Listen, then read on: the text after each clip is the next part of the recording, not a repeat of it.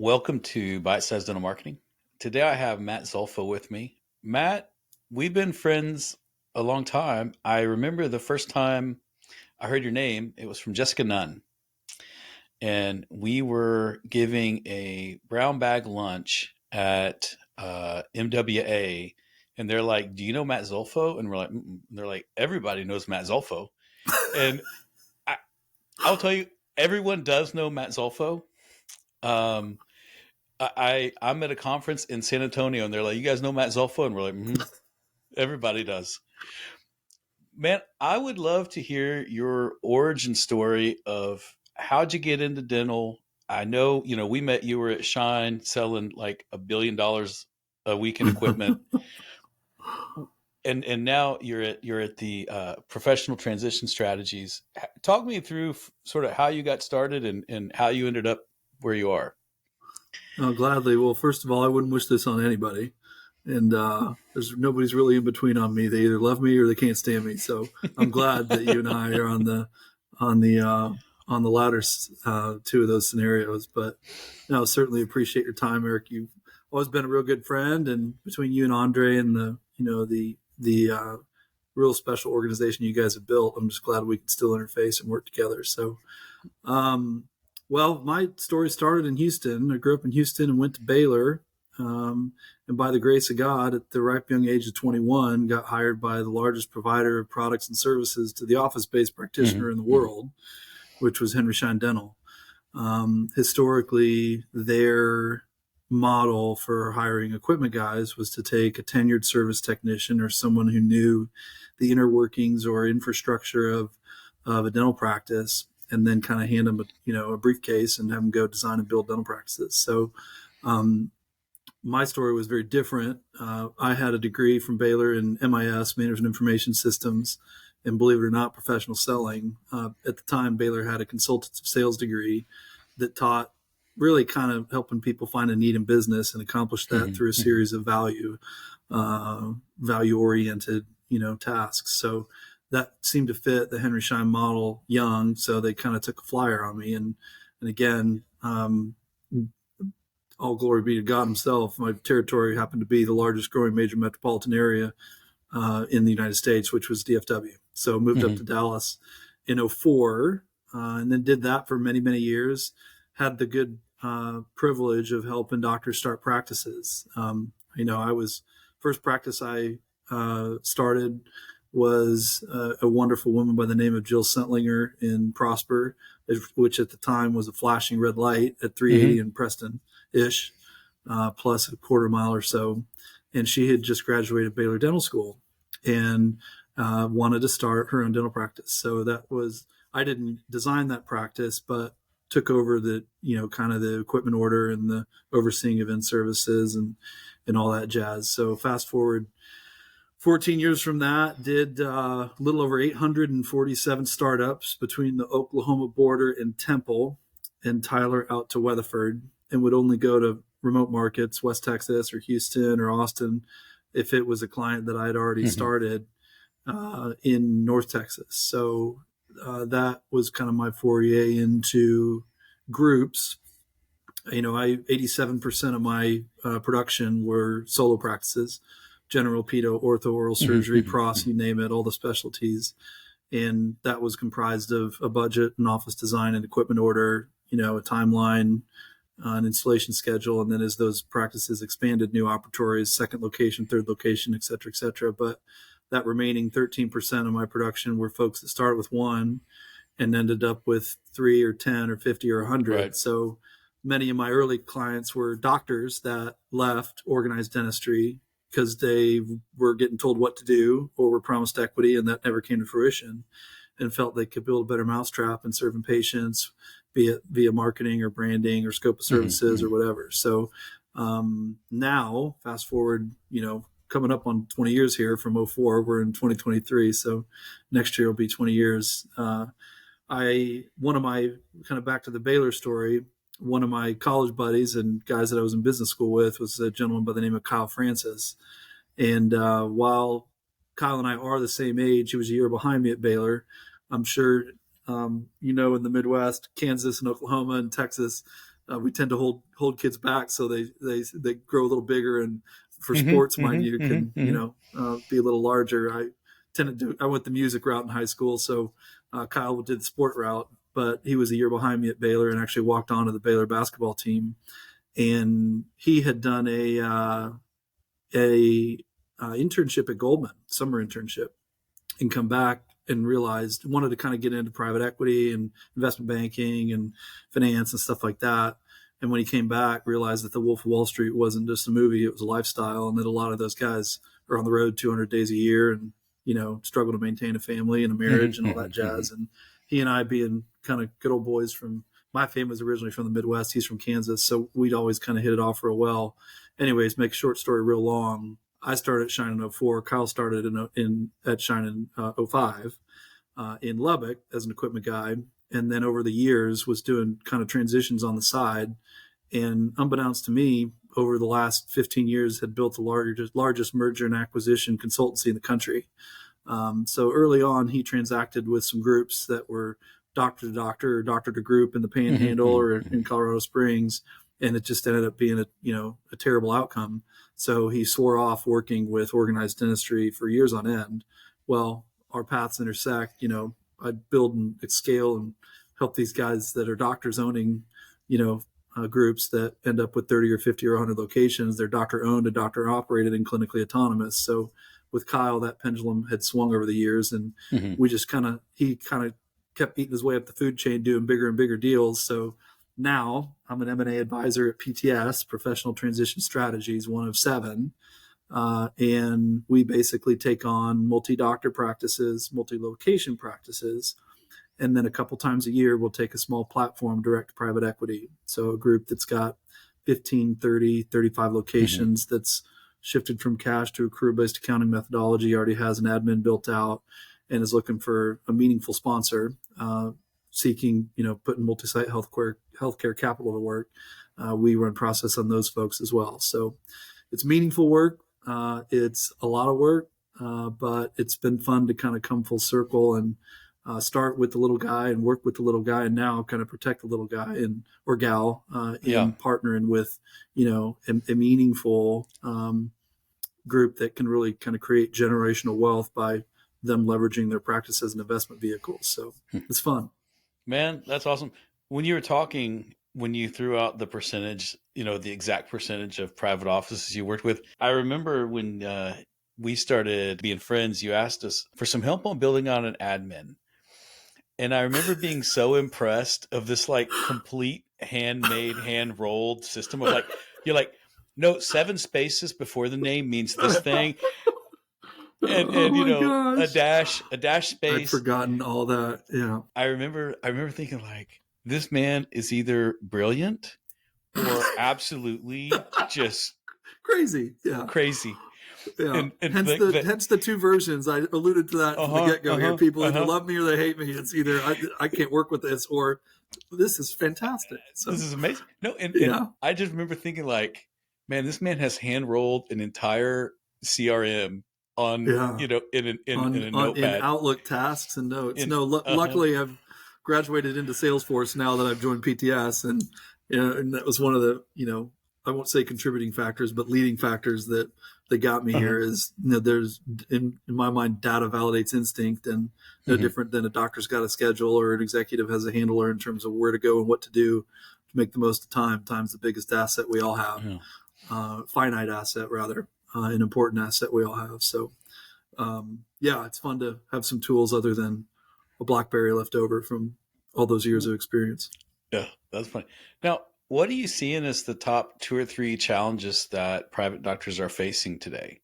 Because I've heard some crazy numbers that we're going to be 70% consolidated in 10 years. And I don't know how I feel. Mm-hmm. What are the challenges you see out there today for private doctors? Yeah, great question. I mean, I think it varies practice to practice and really based on geography. But post COVID, the biggest challenge has really been the same macro factors every other business in the domestic United States is struggling with, which is people, right? I think Mm-hmm. there's been a shift in work ethic broadly. I think there's been a shift in consumer behavior.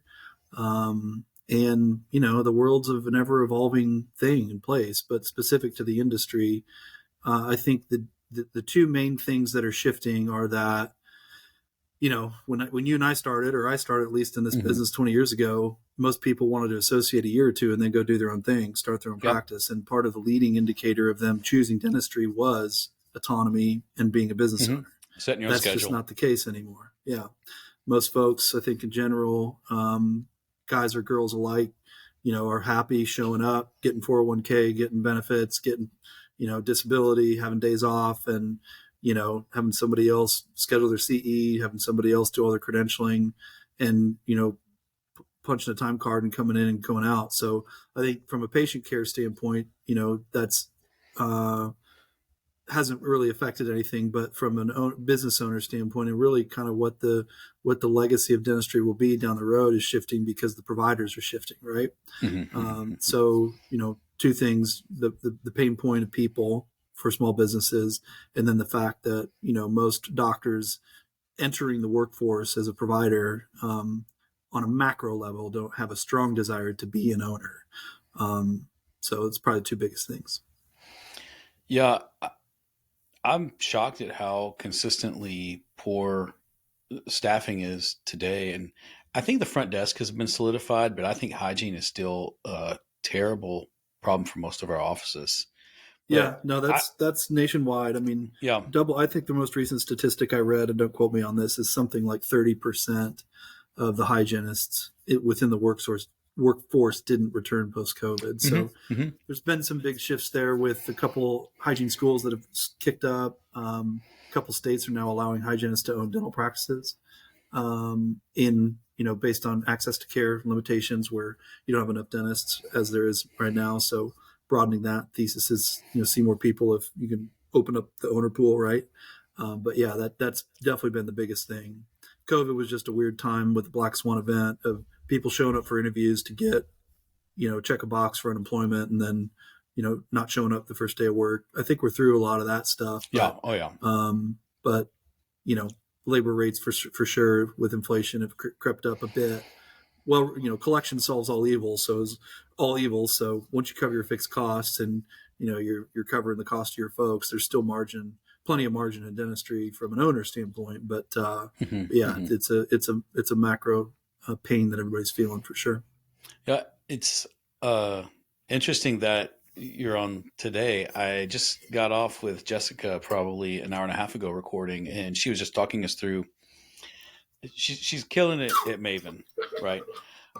Oh yeah, But no, they're she they're was busy. saying last year that if you looked at all the expenses minus doctors, they're running about a 65%, is about 5 points higher in overall cost than they like to see, and that's come down this year by a few points, primarily supplies and a little bit of labor. But yeah, I mean, labor's up I think 5%, which is, I mean, if you think about 5% of your business, that is a massive single line item. Mm-hmm. No, you're Yeah, right. to be up. It's just the way people have to react to it, right? You can't stick your head in the hmm sand and hope it's going to hmm be different. Specific to dentistry, the people are going to cost what the people are going to cost, and supplies and lab are going to be what they're be. The key is 80% of those costs are fixed. So once those are set, you know, uh, watch and maintain the variable costs as best you can, supply and lab fee. But then, everything else comes down to seeing more people or doing more on the people that you Uh huh. have.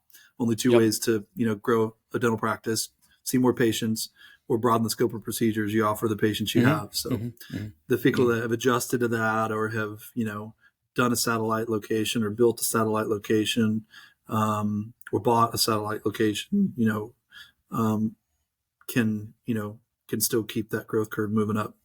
Yeah.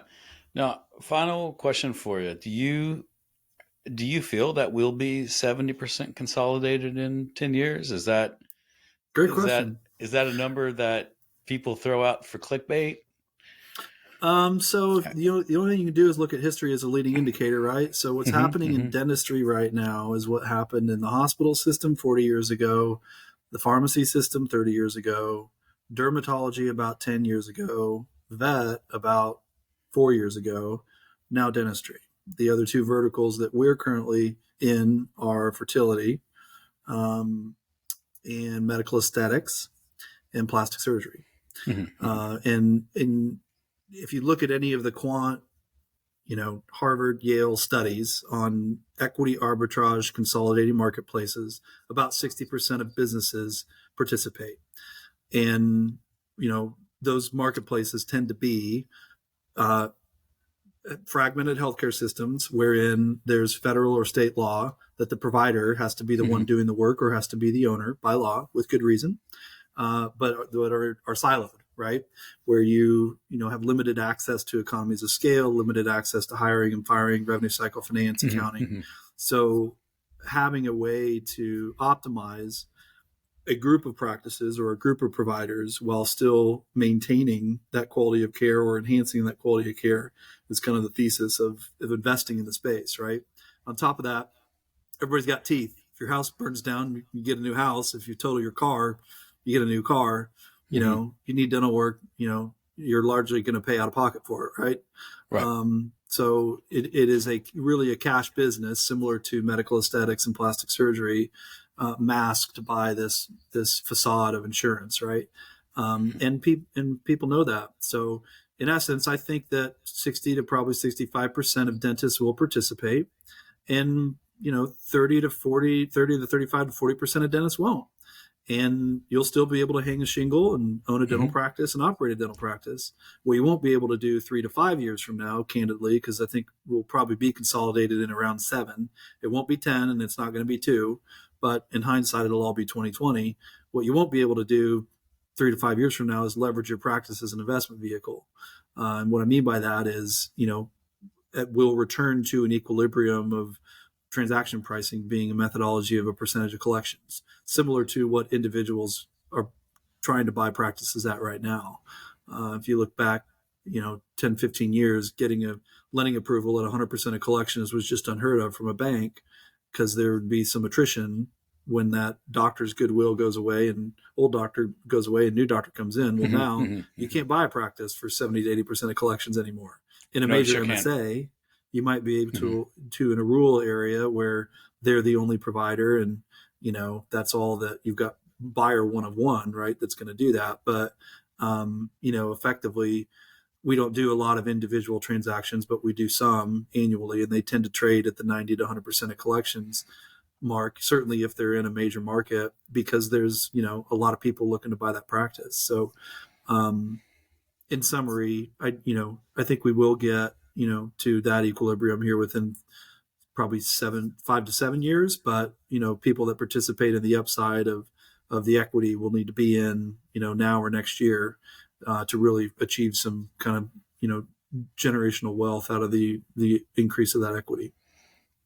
Matt, man, might be the smartest dude I know in dentistry. I don't know about that. I've just seen. I used to tell people I've just seen everything. Don't tell anybody. I'm not that good. I've just seen everything.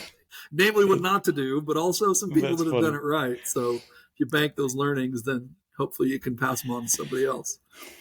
Yeah, I think when you mention the things that happen in the medical space to date, and vet, and I think we saw it in optometrist as well. I mean, yeah, Mm-hmm. you can find a private one, but it is definitely more challenging than it is to go to a chain. And and they found a way to keep for the most part, the clinical care high. I think, what, 5 years ago, DSOs were associated with poor dentistry, and, they've been able to turn the corner. A lot of them have on that. Well, and But, that's the reputation they earn too, right? I uh-huh, mean, I would argue 7 to 10 years ago. I won't name names, but insert sure. XYZ, you Uh-huh. know, air quote DSO here.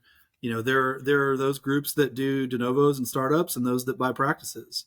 And historically, the ones that are not clinically autonomous, but rather clinically directive, and tell doctors how to treat, tell doctors what percentage of the American population has perio. So, Hmm. Hmm. Hmm. 7 out of 10 of your patients need to be diagnosed SRPs today. I mean, that's just not good for the business.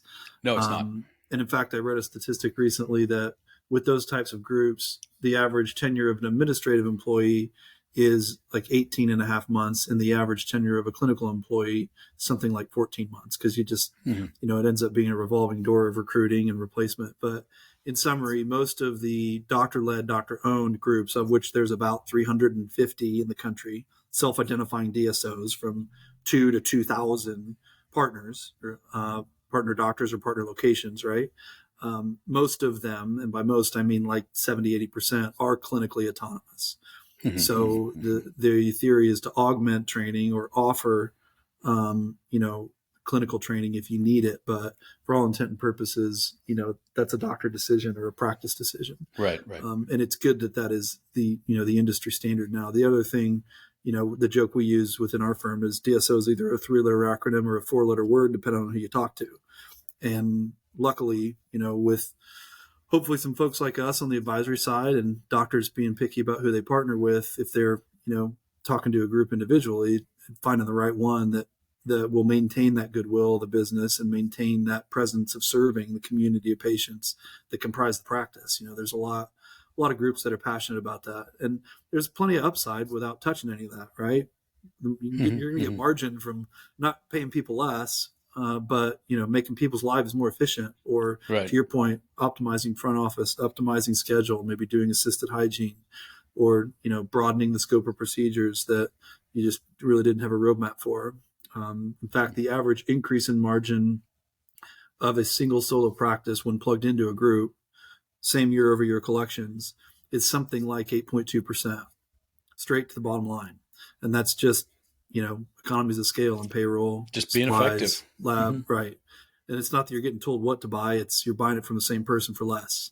And it's because all of the suppliers and labs and payroll companies and accounting firms, in the space know that it doesn't take a whole lot more to support one more practice when you're already supporting 30 or 50 or 100. So, there's a lot of math there that goes into that. But well, you need to look no further than the best companies that serve in the industry, like.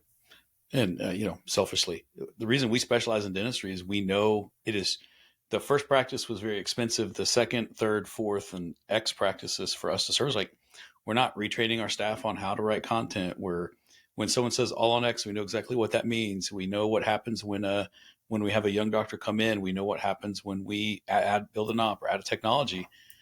Those economies of scale are massive, and they cascade directly to the bottom line. And that's why you see private equity have such a high rate of participation.